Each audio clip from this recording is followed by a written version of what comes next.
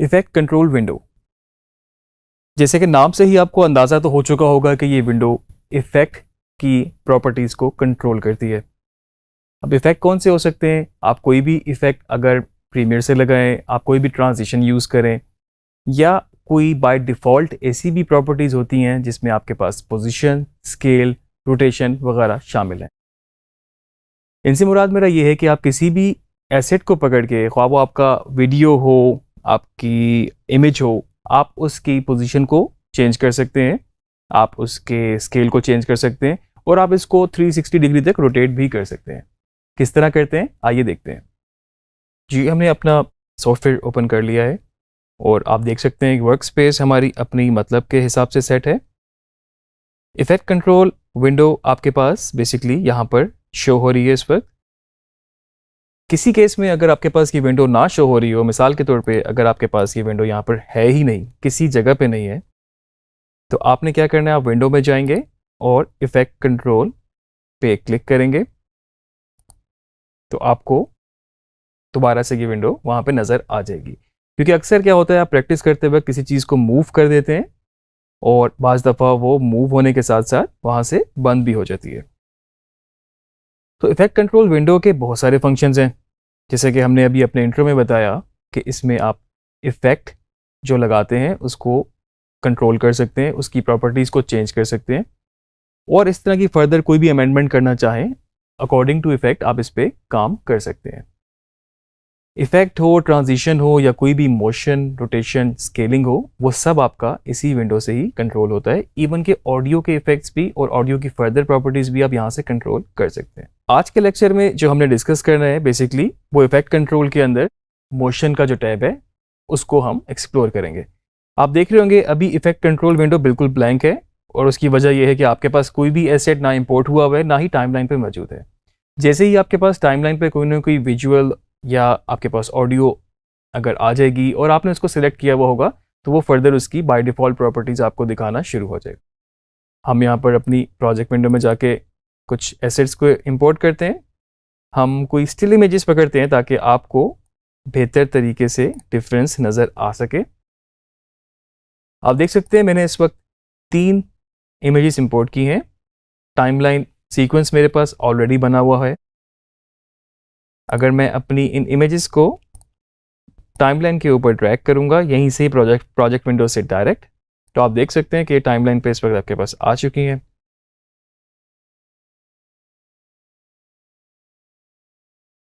और ये हमारी तीसरी इमेज।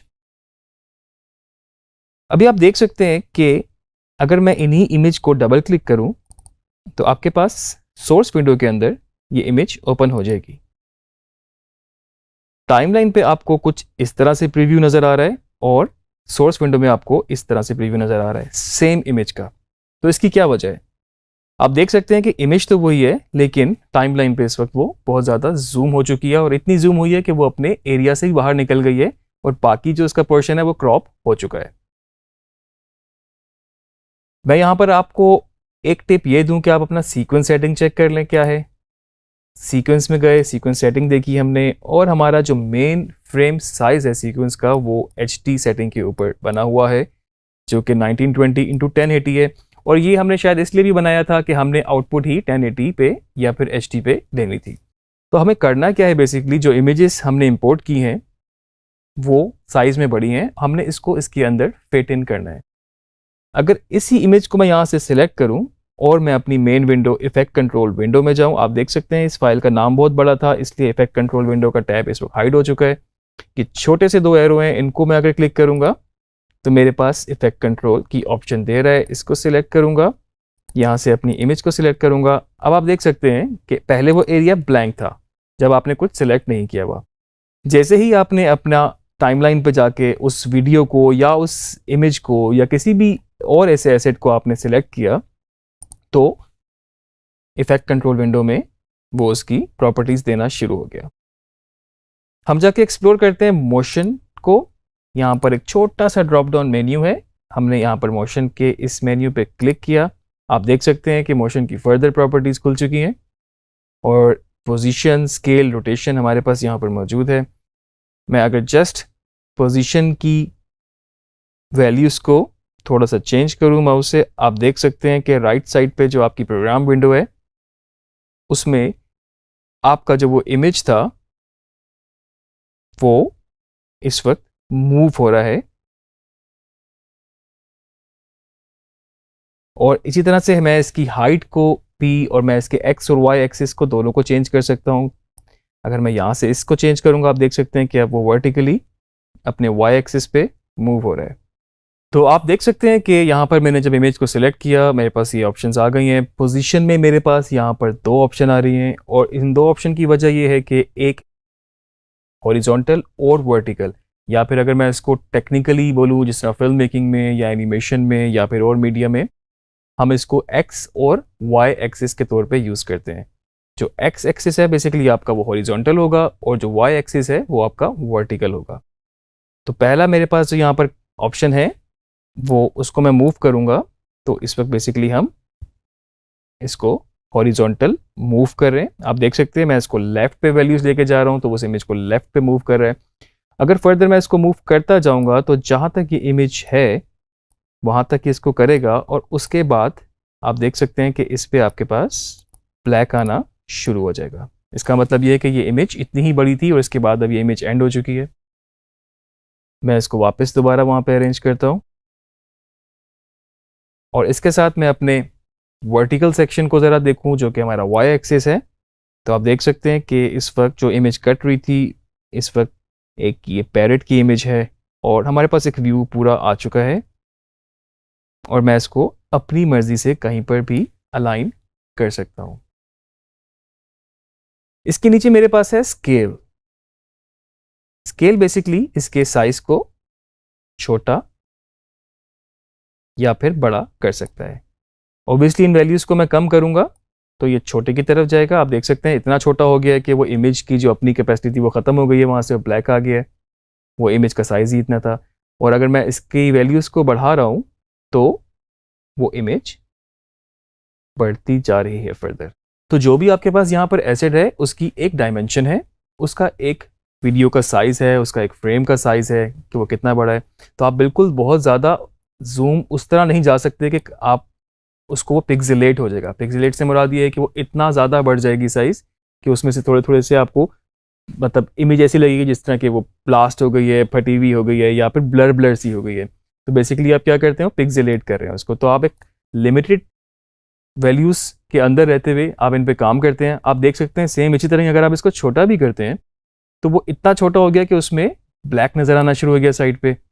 मे बी आपको अपने इमेज में वो अपने फाइनल आउटपुट में इस तरह चाहिए ना हो, तो आप इसको इतना करेंगे कि ये एडजस्ट हो जाए इतना कि उसमें वो ब्लैक भी ना आए और आपने इसको उस तरह से position wise scale wise adjust भी कर दिया।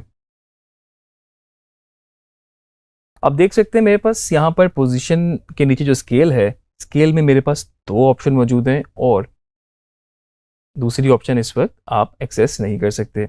इसकी वजह यह है कि अभी हम जब एक वैल्यू को चेंज कर रहे हैं तो वो एक ख़ास प्रोपोर्शन में उस प्रोपोर्शन को मेंटेन रखते हुए, उस तस्वीर के रेशो को मेंटेन रखते हुए यूनिफॉर्मली साइज़ को बढ़ा रहा है या फिर कम कर रहा है।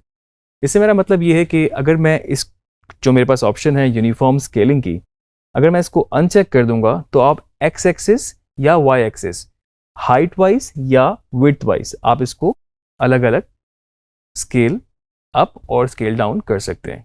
करके देखते हैं इसको हम। यूनिफॉर्म स्केल की ऑप्शन को मैंने अनचेक किया, आप देख सकते हैं इसमें मेरे पास दोनों ऑप्शन आ गई हैं। अगर मैं इसकी हाइट को चेंज करना चाहूँ तो ये मैं वैल्यू यहाँ से बढ़ा रहा हूँ, आप देख सकते हैं कि इस वक्त इसकी हाइट बढ़ रही है। और इसका अगर मैं विड्थ को करना चाहूँ तो विड्थ मैं कम या ज़्यादा कर सकता हूँ। आप देख रहे हैं कि मैंने इस वक्त विड्थ बहुत कम कर दी है। मैं विड्थ को और कम करता हूँ, मैं हाइट को और कम करता हूँ, तो आप देख रहे हैं कि वो हाइट और विड्थ कम तो बिल्कुल कर रहा है लेकिन उसकी अपनी रेशो ख़राब होती जा रही है। वो तस्वीर जो है, बेशक वो वीडियो हो या फिर आपके पास इमेज हो, वो स्ट्रेच होती जा रही है या फिर वो बिल्कुल स्क्वीज़ होती जा रही है और जो एक्चुअल जिस तरह से वो आँख को नज़र आती है वो बिल्कुल ख़राब होती जा रही है। ये आप देख सकते हैं। तो टेक्निकली ये आप इस तरह से नहीं यूज़ करते, आपको वो रेशो मेंटेन रखनी होती है। इसका बेहतरीन तरीका ये होता है आप यूनिफॉर्म को चेक रखें और आप दोनों को हाइट और विड्थ को इक्वली प्रोपोर्शन में कम या ज़्यादा करें। इसी के नीचे मेरे पास ऑप्शन है रोटेशन की। आप देख सकते हैं बाय डिफ़ॉल्ट ये 0 है इस वक्त, और अगर मैं इसको यहाँ से वैल्यू चेंज करना शुरू करूँ, क्लिक किया मैंने माउस से और अब मैं इसको राइट की तरफ लेके जा रहा हूँ, तो वैल्यूज़ देखें, ये बेसिकली आपको इसके एंगल बता रहा है। ये इस वक्त हम 30 डिग्री पे इसको रोटेट कर चुके हैं इमेज को, और जो इमेज पहले आपका 0 पे कुछ इस तरह का था, जब आपने इसको 30 डिग्री पे रोटेट किया तो वो आपका जो इमेज था वो इस वक्त 30 डिग्री के एंगल पे रोटेट हो चुका है। इसी तरह से आप इसको चाहें तो पूरा 360 रोटेट कर सकते हैं। आप देख रहे हैं मैं वैल्यू बढ़ा रहा हूँ इस वक्त, और पूरा 360 एक्सिस पूरा करके ये वापस आपके पास यहाँ पर आ गया। आप इसको टोटली फ्लिप भी कर सकते हैं। आपने इसको 180 डिग्री पे कर दिया, या आप इसको 90 पे करेंगे। आप देख सकते हैं इस वक्त इमेज आपका 90 डिग्री पे। आप चाहें तो इसको -90 पे कर लें, तो बिल्कुल उसका ही वो मिरर हो गया। अभी आपने नोट किया होगा कि मैंने यहाँ पर वैल्यूज़ खुद ही अपने कीबोर्ड से ही एंटर की हैं। तो मैं आपको ये बताता चलूँ कि आप यहाँ पर माउस के साथ साथ वैल्यूज़ को अपने कीबोर्ड से भी चेंज कर सकते हैं। उसके लिए आपको इन वैल्यूज़ के ऊपर एक दफ़ा क्लिक करना होगा, और अगर इस 52 को मैं चाहता हूँ कि ये बढ़ जाए साइज़, और मैं इसको लेट्स सपोज 80 करता हूँ, तो आप देख सकते हैं कि इस वक्त यहाँ पर वैल्यू 80 हो चुकी है और इमेज आपकी फिजिकली बढ़ चुकी है। रोटेशन को मैं चाहता हूँ कि मैं इसको 30 डिग्री पे वापस ले जाऊँ। आप देख सकते हैं इमेज आपकी इस वक्त 30 डिग्री पर है। आप इसको अपनी मर्ज़ी से पोजीशन वाइज, स्केलिंग वाइज और रोटेशन वाइज एडजस्ट कर सकते हैं, और इस तरह क्लिक करके एक दफ़ा आप मैन्युअली भी इनमें अपनी इनपुट वैल्यूज़ कर सकते हैं। इसके साथ साथ आपको नज़र आ रहा होगा इनके राइट साइड पर आपके पास रीसेट पैरामीटर की भी ऑप्शन मौजूद है। इसका मतलब ये है कि आपने कोई वैल्यू इतनी चेंज कर दी है और मे बी आपसे कोई गड़बड़ हो गई है, तो ये जो रीसेट पैरामीटर्स है ये इसको बाय डिफ़ॉल्ट के ऊपर रीसेट कर देगा। आप इसको जब क्लिक करेंगे, और आपके पास अच्छी बात यह है कि हर चीज़ का, पोजीशन का, स्केल का, रोटेशन का आपके पास अलग अलग रीसेट पैरामीटर मौजूद है, और एक आपके पास मोशन के बिल्कुल यहाँ पर आगे एक रीसेट इफेक्ट का पैरामीटर मौजूद है, जो कि सारी वैल्यूज़ को रीसेट कर देगा। मिसाल के तौर पे हम इसमें ठीक ठाक गड़बड़ कर चुके हों, अगर हमने इसकी रेशो भी ख़राब कर दी है, प्रोपोर्शन ख़राब कर दी है, और हमने इसकी पोजीशनिंग, रोटेशन सब कुछ ख़राब कर बैठे हैं, तो मेरे सिर्फ एक क्लिक करने से यहाँ पर रीसेट से वो उसके उसी साइज पे चला गया जो स्टार्टिंग में बिल्कुल उसका इमेज का साइज था।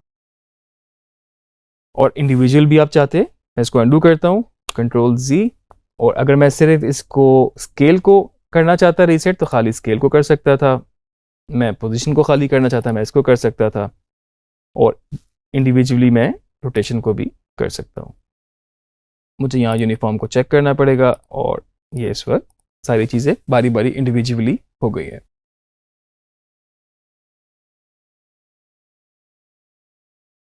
यहाँ पर मैं आपको एक चीज़ ये भी बताता चलूँ कि ये सिर्फ इमेजेस पे ही नहीं आपको करना होता, आप इसको अपने वीडियो में भी कर सकते हैं, आप इसको इमेजेस के ऊपर भी कर सकते हैं। जो भी आपके पास टाइमलाइन पे मौजूद है, जो चीज़ आपने सिलेक्ट की हुई है, और जहाँ पर आपका करंट टाइम इंडिकेटर है, CTI है, उसको वहाँ पर आप रख के चेंज कर सकते हैं। मिसाल के तौर पे आपने सिलेक्ट इसको किया हुआ हो, आपका CTI यहाँ पर हो, तो आप यहाँ से वैल्यू चेंज करते भी जाएंगे तो आपको कुछ चेंज होता नज़र नहीं आएगा। उसकी वजह यह है कि आपका जो CTI है वो इस इमेज के ऊपर है, और आपका जो एसेट सिलेक्ट है वो ये वाला है, आपको ये हाईलाइटेड नज़र आ रहा होगा। तो जिस पे आपने काम करना है, जिसको आपने एडिट करना है, जिसके इफेक्ट कंट्रोल में जाके आपने चेंजेस करनी है, आपका CTI भी उसी के ऊपर होगा बिल्कुल, आपका क्लिप भी सिलेक्ट होगा। आप देख सकते हैं कि मैंने इस वक्त खाली एरिया पे क्लिक किया तो इस वक्त इफेक्ट कंट्रोल विंडो के अंदर से सब कुछ जा चुका है। मुझे इसमें दोबारा कुछ चेंजेस करनी हो, बेशक प्रोजेक्ट के किसी भी पार्ट पे मैं हूँ, मैं इस पर दोबारा क्लिक करूँगा और मेरे पास सारी वैल्यूज़ एज इट इज़ आ गई। तो ये थी हमारे पास बेसिक प्रॉपर्टीज़ मोशन के टैब के अंदर, जिसमें हमारे पास पोजीशन शामिल थी, स्केलिंग शामिल थी और रोटेशन शामिल थी। आगे वाले पार्ट में हम फर्दर इनको एक्सप्लोर करते हैं, क्योंकि ये बहुत इंपॉर्टेंट है इफेक्ट कंट्रोल विंडो। इसमें सिर्फ मोशन के अलावा, स्केलिंग के अलावा, रोटेशन के अलावा और भी बहुत सारी चीज़ें होती हैं। जो जो इफेक्ट आप ऐड करते जाएंगे उनके चेंजेस भी आप इसी के थ्रू कर सकते हैं। आगे जाके मज़ीद इसको एक्सप्लोर करते हैं।